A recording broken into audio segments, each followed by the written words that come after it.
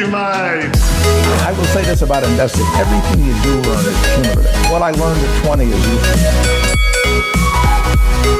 Equity Mate. Welcome to another episode of Equity Mates. Our aim is to help you on your investing journey, break down the barriers from beginning to dividend. Whether you're an absolute beginner or Warren Buffett, we guarantee Equity Mates will have something for you. My name is Bryce, and as always, I'm joined by my equity mate, Ren. How's it going, bro? I'm very good, Bryce. I am 2 episodes into your new opening. Yeah. And It'll flow. I don't know if it flows. It will flow. I think we need a little bit more flow. It'll flow, trust me. It's just because I used to be able to rattle off the old one so easily. Yeah. I've got to get into the rhythm of this one. But this one encompasses a little bit more about what Equity Mates is about. So I think just give it some time. Okay. I want to see more rhythm and more flow from you next time. Look, I'll make sure I put some time in my diary to do that. No, just do it. So, Ren, this episode is all about our stock of the year for 2021. Yes. We've just done our bold predictions for 2021. Again, a reminder to all of you out there, we would love to hear your bold predictions. So head to equitymates.com/contact to do that. But as is tradition as well, we up the stakes and choose one stock that we think is going to outperform the other. Now, traditionally, I have been the winner of this. Oh, not just the winner. This episode, I really just shouldn't even participate in. For context, I seem to be able to pick a stock that will lose at least a quarter of its value. Whatever Ren is about to say, short. I've had a lot of time to think about this over summer, and there were a lot of directions that I could have gone. And I'm happy to talk about the ones that I didn't choose. But at the end of the day, I've definitely gone for one that I think has a limited downside. Okay, nice. So you're going risk protection. I am. I think it's actually got a fair bit of upside. The more I looked into this company, the more I thought it was pretty amazing. But I'm sort of going like worst case scenario, could it halve in value again? No. And I don't think this one will. Okay, so, fair play. And look, to be fair, I've thought that every year that I've picked an okay company, and here we are. So who knows? Before we jump in as well, we just want to let you guys know that we do now have the ability for you to support us. If you're really enjoying what we're doing and think that the content is providing you a lot of value and helping you on your investing journey, then if you head to equitymates.com/support, there is a function there for you to be able to give us a one-time donation or perhaps put something in a bit more regular. But we would certainly appreciate anything that you could throw our way. Help us keep the lights on and keep this content rolling. We have a lot of things planned this year and very much looking forward to bringing more of the world of investing to you guys. So head to equitymates.com/support. Yeah, I love doing Equity Mates. I hate going to sponsors to try and ask them for money. So if you can save me from that. Ren, I don't think you've ever done that. Ren doesn't do that. Oh, come on, mate. Come on. So yeah, it would be great if you could support us. If you can, first of all, and if you want to, second of all, obviously. But yeah. Anyway, let's enough of that. Let's get into this episode. So whenever we do an episode where we talk about an individual stock, we do need to make clear that we're not experts. We're here on the journey trying to learn with everyone in the Equity Mates community. We're not making a buy, hold, or sell recommendation here. We're just trying to apply everything we've learnt to individual companies, and these are 2 companies that we're going to be talking about today. But do your own research, make your own decisions, speak to a financial professional if you feel that's something you need to do. But hopefully out of this episode you get an idea of how we're thinking about companies and how we've researched companies, and hopefully that helps you on your journey looking at companies and researching companies. Nice. So, who wants to kick it off? I want you to kick it off. Fine. I will kick it off. So, Ren, Look, there are a number of cracking companies I think that we could choose from around the world. Stocks have done pretty well for themselves. Stocks have done well over the years. Stocks have done really well over the years. And look, I'm really looking forward to pitching some of these stocks that are on the watch list on the hypothetical portfolio. Yeah. You know, if I stick with the retail theme, we've got Restoration Hardware. I know you like Home Depot, but Restoration Hardware is one that I'm looking forward to pitching. Disney, I'm still really enjoying. There's one called SPSC, which is a company in the States that provides cloud-based supply chain management software that's sort of appealing. And of course, Airbnb, I don't think we've put into the portfolio yet either. However, I'm going to be doing something quite bold for two reasons here. One is that I think usually I do a retail stock. Yeah, you got to do retail. You are the retail whisperer. I'm not doing retail. I'm trying to break my mold. Equity mates, 2021, we should all work together to try and get Bryce labelled as the retail whisperer in the Australian Financial Review. That would be a good goal for the year. That would be epic. But I don't know if I could back that up. There's currently Queensland University of Technology professor Gary Mortimer that every time there's a retail story on like the news or anything, he's always the one quoted. I don't know why, to change that. But like when I was at Coles and you'd get like the daily news extract of all the retail stories, he was always the one quoted. He's just somehow got a monopoly on being quoted in the media about retail stories. Okay. That needs to be you. Okay. Bryce v. Gary Mortimer, 2021. I'm calling it. Let's do it. So that's the first bold thing. Hold on. I hope I got his name right. Anyway, keep going. I'm breaking out of the retail for this year. And the second bold part of this is that I'm actually going to be pitching a stock that isn't yet publicly listed. Okay. Yeah. Okay. So I'm confident that it will IPO this year. I mean, if it doesn't IPO, I automatically get the win. Of course. Yeah. So I'm risking a lot here, putting myself on the line. But I think that I like the company. It's something that I have enjoyed researching because it's in an area that I've wanted to get exposure to and never have taken the time to really dig deep into it. And look, IPOs were popping like crazy last year, and I'm hoping that this thing pops as well and continues to run. So yeah, risky move, but it's bold. Are you going to keep me in suspense, or are you going to let me know what the company is? The company, well, firstly, there's a lot of IPOs coming, but we can probably do an episode on that. No, Bryce is coming off a Brett Lee length to run up here. The company is Roblox. Okay. Have you heard of it? Not. I don't know about it. I've heard the name. Yeah. So I think so it's an online gaming platform. It's a company that creates this online gaming platform, and it is massive. It started in 2006. I'd never heard of Roblox, sorry. But it's a sandbox game, Ren, and a sandbox game is a video game with a gameplay element that kind of gives players a lot of creativity to interact in environments with other people. So the most well-known, I would say, would be Minecraft. You've heard of Minecraft? I have. Never played it. Never played it either. Yeah, caveat here, neither Ren or I are really gamers, although you do love Tiger Woods. What is it? PGA Golf. PGA game, yeah. PGA Golf.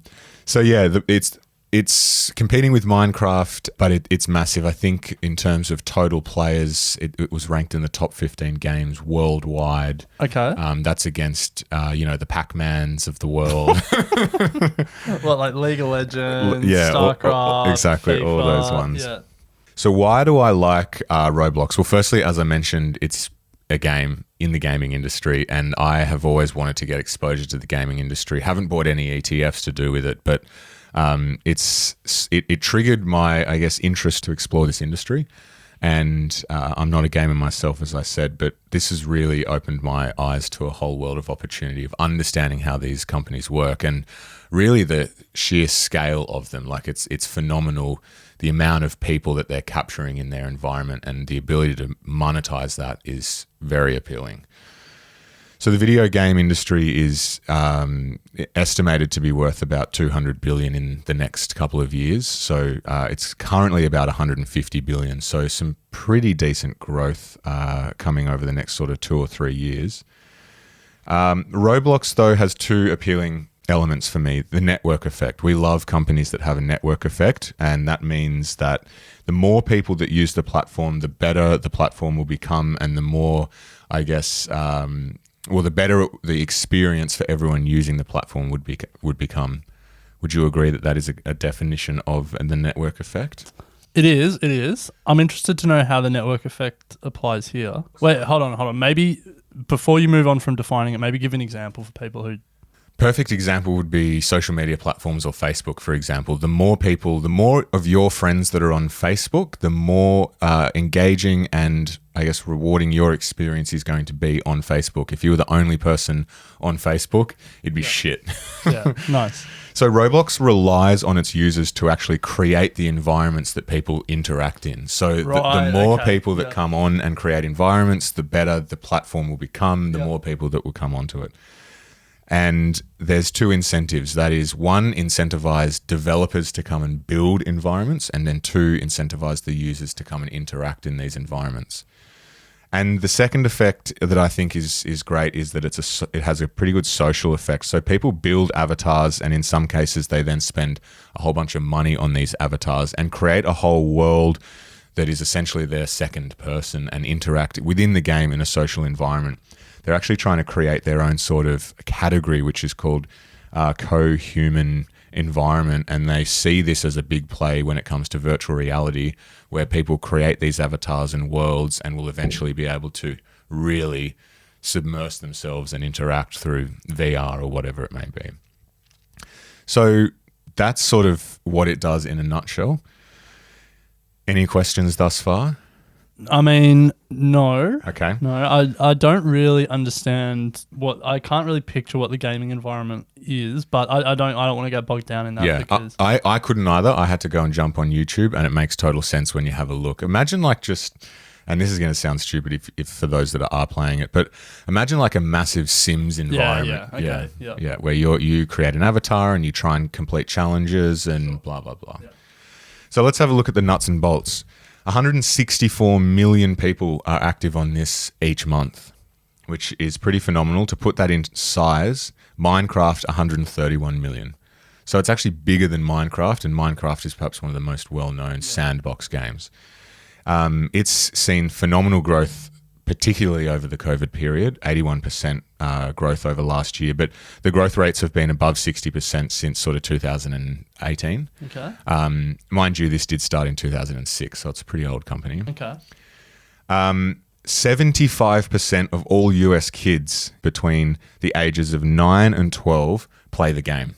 Wow. Huge. So it really is attractive to kids aged between 9 and 12, and I'll get to a bit later. It's a very specific age bracket between 9 and 12. Yeah. But that's pretty crazy. 3 and 4 kids. Yeah, and now they're raising money to try to develop a way in which they can hold those people for a lot longer, but also become more appealing to older people, and try and get that sort of a figure for maybe 12 to 15 and beyond, whatever it may be. The people who are playing it 2.5 times more than they are spending on YouTube. So to just give you an idea of the sort of scale of this.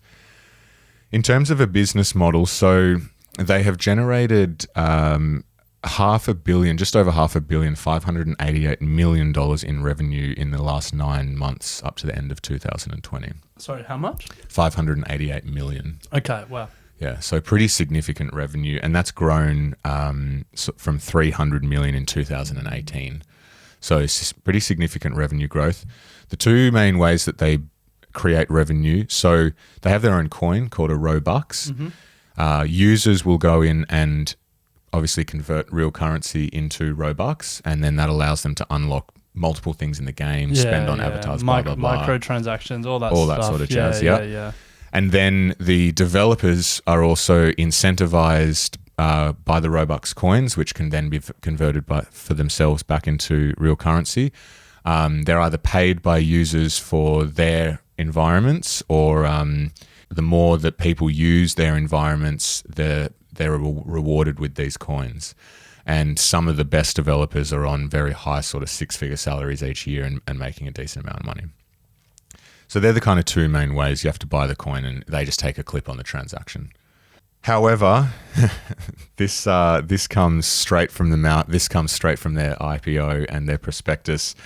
We have a history of net losses, and we may not be able to achieve or maintain profitability in the future. Wow. Okay. So whilst they are making pretty significant revenue, they're not turning a profit. Worth noting. Mm-hmm. But look, if they can manage to monetize the audience in a profitable way, then who knows what's possible. So they've raised 150 million recently through Andreessen Horowitz, one of the big VC firms in the States. Yeah. That was at a valuation of $4 billion. They are about to IPO and want to use the funding to expand internationally and to appeal to international gamers. So that's kind of my pitch. I'm really just banking on here that the stock market disregard the fact that they're unprofitable. They're seeing pretty significant growth. The risk is that a lot of the growth over the last 12 months has absolutely been from COVID, and they recognize that the growth rates they're currently seeing might not be sustainable. Yeah. But I also think that the majority of their users are in the States at the moment, and if they can use the money that they raise to expand internationally, then there's no reason that the growth rates can't sort of continue in that vein. And ideally, given that they have so many users at a young age, if they can build a model that keeps those users over a long period of time, that lifetime value of customers is pretty strong. That's my pitch. Nice. Yeah. I mean, isn't your biggest risk that the investment bankers price the IPO at a stupidly high valuation, and then It bombs. when you buy from when you in inverted commas would buy the shares, because let's be honest, you're not getting in pre-IPO. Yeah, we are. Yeah. I'm getting in pre-IPO. I'm getting in pre-IPO. From the first, whatever price it hits the boards at, it may just be that they price it too high. And it might be, everything you've said might be true, but you might get stung by the Goldman Sachs or the Citibank or whoever. Well, can we put a caveat that it's at the price of IPO, that we'd come in pre-IPO? No. We just did that for your bold prediction. Which one was that? Whatever your IPO was. Oh, the Stripe one. The Stripe, Yeah, but we did it for both. Yeah. Oh, you've made... Oh, look, whatever. You're right. That is a risk. It is an absolute risk. Yeah. And look, I think for me, I know this is stock of the year. I just kind of got too deep in this on the research side before I considered what the impact of the actual competition between us would be. Yeah. Are they an American company? Yes. I don't know. Do you have that in front of you? No. I'm pretty sure they are, yeah. Hey, mate, this is your pitch. Founded by a couple of blokes, 2006, as I said. Yeah, it looks like it. I was just wondering where they were going to list. So I imagine... they're going to be listing in the States. Yeah. 100%. Okay, cool. Well... So we'll keep track of that. Roblox? I'm happy to put all of that info online somehow. We'll figure out how to do it, and then you can have a look at the notes yourself. I'm interested... if you were going to put, not just for this exercise, but if you were going to put your actual money into it, would you play it beforehand? Yeah. I watched a lot of videos, surprisingly, to get an idea, right? To just get the scale of how people are interacting with this, and are there a lot of YouTubers? It's big. So you've completely avoided my question though. Yeah, no, I wouldn't play it. Okay, that's interesting. I think I would want to play it. But I just don't have anything to compare it to. Then I'd have to play Minecraft, and then I'd have to play to be like, is this better than because interestingly, Minecraft I think's only been around for 2 years. It's got 131 million. This has been around since 2006. No, Minecraft's been around for more than 2 years, hasn't it? I don't think so. I feel like I've heard about it for a long time. You're throwing a lot of big calls out here today. It's a lot newer. It's a lot newer than Roblox. So I guess, I think at the very least what I'd want to do, Minecraft was released in 2011. Oh, initial release date 2011. Initially released as what was known as Minecraft Classic on May 17th, 2009. The game was then fully released November 18, 2011. There you go. Anyway, let's not worry about Minecraft because it's... No. Yeah. It's not public either. I would be... No, it's owned by Microsoft. Minecraft. Oh, is it? Yeah. Oh. Yeah. Anyway, I think at the very least I would be speaking to my kid cousins who are sort of in that 9 to 12 age bracket and trying to understand what do they think of Roblox? Is it cool for them to play it, or is there a new game that they're playing? Because selling to kids can be fickle. Like if that 9 to 12 window is the window you got to hit, and they're obviously hitting it hard, they got to make sure that the next 9-year-olds and Yeah, I agree. And I think they've recognized that they can't keep relying on the 9 to 12-year-olds, which is why they want to try and, make it more appealing to an older demographic. So with that's going to come a lot of money spent on, I guess, their engines and maybe changing environments to become less child-friendly and a bit more. I guess, but, like, I'm just thinking of teenagers being like, but that's a kid's game. Yeah. Yeah. Anyway, look, I think anything that can get 3/4 of a population to do something is a very compelling business. So don't get me wrong, I like it. I'm just trying to think what the contrarian argument would be. But I like it. Nice. Here's a question. If a lot of these big tech companies are making plays in the gaming space. So Microsoft bought Minecraft, Amazon bought Twitch, Apple have released a few gaming things. Everyone's trying to get into the gaming ecosystem. Could a company end up just buying Roblox? Sure, I didn't see why not. What would that do for our stock of the year game? We'd have to review that at the time. Yeah, you'd have to. Do you want a backup one? Don't give us the pitch. Just give us a backup name now. Restoration Hardware. Okay, done. It's listed in the States, Restoration Hardware. RH, if you want to look it up. Okay, nice. Yeah. All right, well, that was a great pitch. Yep. I think let's take a break, hear from our sponsors, and then I will tell you the company that is fated to lose 50% of its value in 2021. Nice one. All right, so, geez, I'm a little bit nervous for this. What? Why? You really talked about just rip into it. You're the saying twice bitten, once bitten, twice shy. I'm 3 times bitten, 4th time shy. Just rip into it. It's okay. So, there's a few vectors or a few connections between your stock and my stock. First one being my company that I'm pitching, or not pitching, but putting forward, owns 1% of Roblox. It also owns 5% of Tesla, owns 5% of Reddit, owns 7% of Activision Blizzard, owns 5% of Afterpay as part of a $350 billion investment portfolio.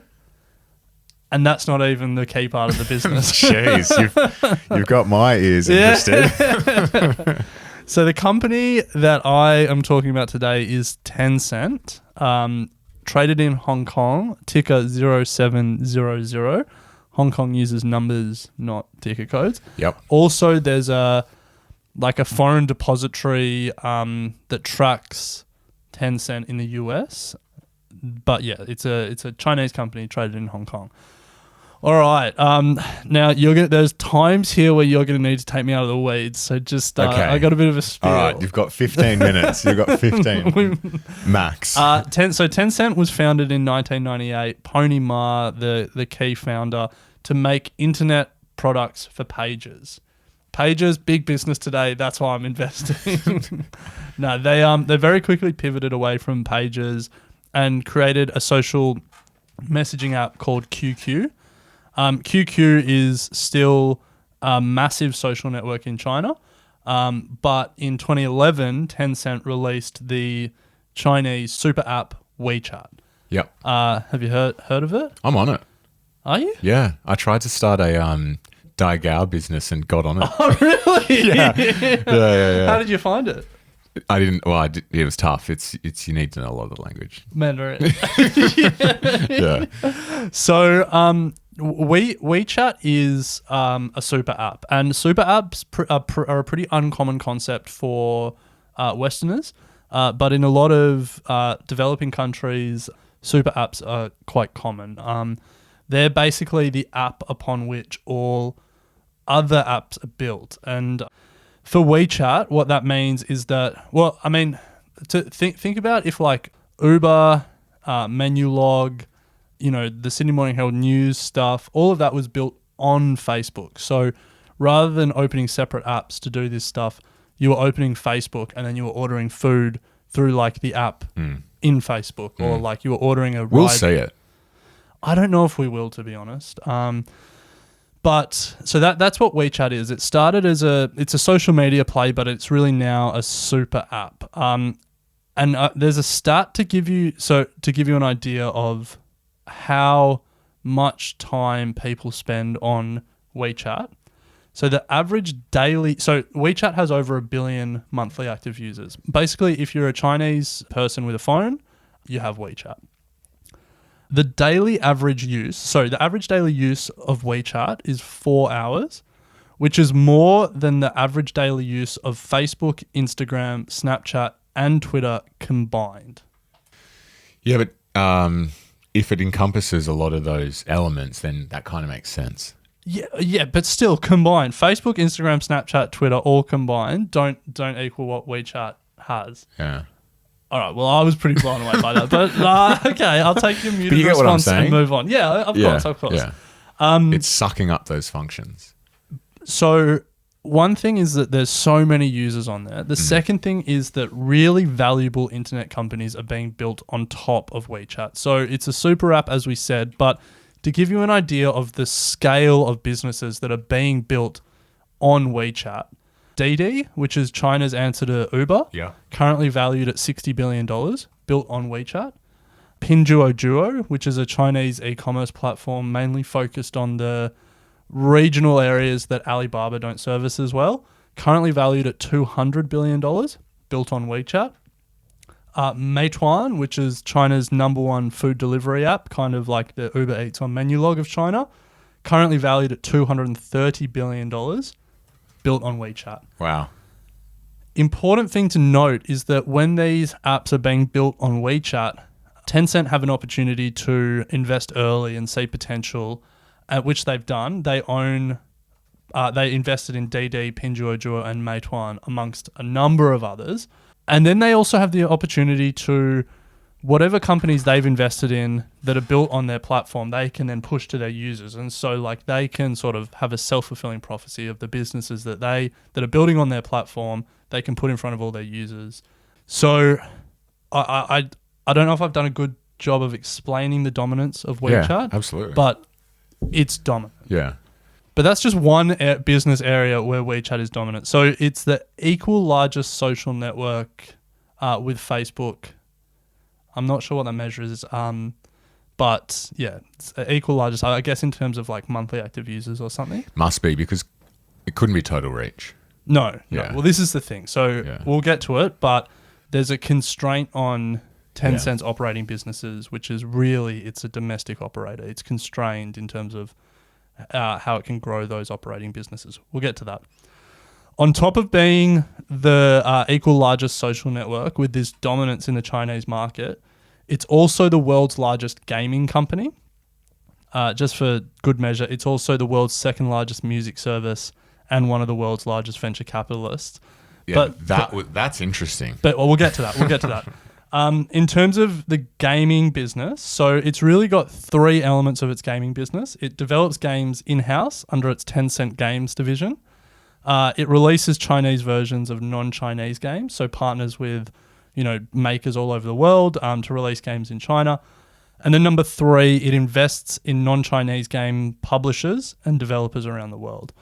And to give you an idea of their reach, this was in 2018, but it still holds true. 4 of every 10 investment dollars worldwide in the gaming industry were Tencent's, 4 of every $10. But then over 7 in every $10 of mergers and acquisitions, so like actually buying game developers and game companies, were Tencent. They dominate this space. Some of the games that they own or have invested in, League of Legends, they own the maker of that fully. Clash of Clans, that mobile game, they own 84% of that company. Fortnite, they own 40% of Epic Games, the company that makes that. They own 5% of Activision Blizzard, which make like Call of Duty, World of Warcraft, a whole bunch of other stuff. And they own 5% of Ubisoft, which makes Assassin's Creed, Far Cry.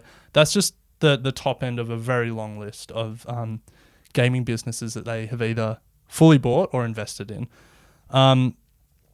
They're huge. Yeah. Massive. Yeah. Now, what they do with this money is, so they've got these They've got a number of other operating businesses that do quite well, but I don't want to get too in the weeds on all of those. The two big ones are social through WeChat and QQ, and the gaming stuff. With the money that they make from that, recently I think they made about $5 billion US a quarter in terms of profit. They take that money and then they pay it out. Then they invest it in companies all around the world. To give you an idea, so the company have said they've invested in over 700 businesses. I've found a list of the top 103 that they've invested in, which when I first started doing this, when I started writing this a few days ago, it was worth about $330 billion. It's a live sheet that totals, it's now worth $356 billion. So It's jumped like $26 billion in a few days. But just to give you an idea of some of the companies you may have heard of that they own, that they've invested their profits into, 5% of Reddit, 5% of Tesla, 12% of Snap, 9% of Spotify, 2% of Discord, 18% of JD.com, 10% of Universal Music Group, 10% of Ola, the ride-hailing app, 25% of Gojek, which is a Indonesian ride-hailing app. Yeah. 5% of DD, 15% of Neo, the Chinese version of Tesla, 17% of Pinduoduo, 1% of Roblox, your company. My boys. So they are just investing money all over the world. Sounds like the Equity Mates business model. To give you an idea, and so I guess the point then is, that's fine. A company can have a really strong operating business, take its profits and invest it elsewhere. But if it's making shitty investments and actually losing value for the shareholders, then that's not a good thing. Luckily, that's not what Tencent's doing. The world's greatest venture capital fund is Sequoia Capital, which has invested in 109 unicorns. Wow. So private companies that are or were valued at more than $1 billion. Tencent have invested in 52, putting it at the number 2 spot. And then I think SoftBank is number 3. But they've also just got so much cash. Tencent claim that they've done more than Sequoia, but from what I was reading, there's no proof of that. So yeah, they've taken that money and they've invested it well, I think is really the key point. The other thing that they're doing is when they're not investing in companies, they're partnering with really interesting brands and just expanding their dominance in China. So they have the rights to the NBA in China until 2024. They partnered with Lego to develop games for children. Carrefour, the French supermarket giant, they've partnered with them to trial some retail concepts in China. They're just this like giant conglomerate now that, you know, if you want to work in China, you want to work with them. They've got all this money that they want to invest around the world. And that's exactly what they're doing. And so for me, well, hold on, I'll pause here if you've got any questions or comments, because otherwise I'll just keep rolling through. No questions or comments. Okay. So the number one takeaway is they're huge. Yes. The number two takeaway is that in a number of key verticals, they're dominant. They're not like a third or fourth player. They're the number one player in a lot of things. In gaming, they're number one in China. In social, they're number one in China. Their app store is number one in China. Their mobile browser is number one in China. Video, they're number one in China. Mobile payments, they're number one in China by monthly and daily active users. Cloud services, they're number 2. But still, they just have all these dominant pockets. And then what you can do is you can line up the revenue that they make from these businesses against the best-in-class businesses in the world and the revenue that they make. So, like, you compare Tencent's payments business to PayPal's payments business. It's a little bit smaller, but not that much smaller.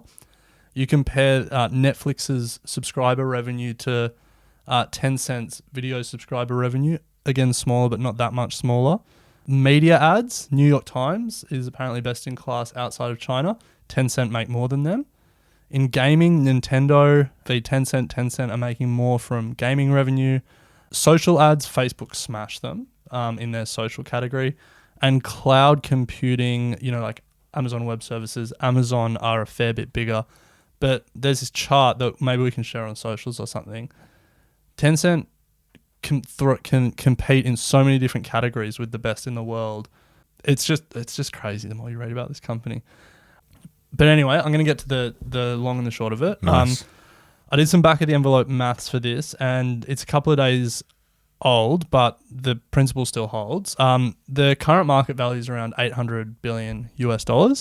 If you strip out the value of all their investments in other businesses, and this is just what I could find, so the top 100. So forget the other 600 the company is saying they're investing in. It's about 350 billion.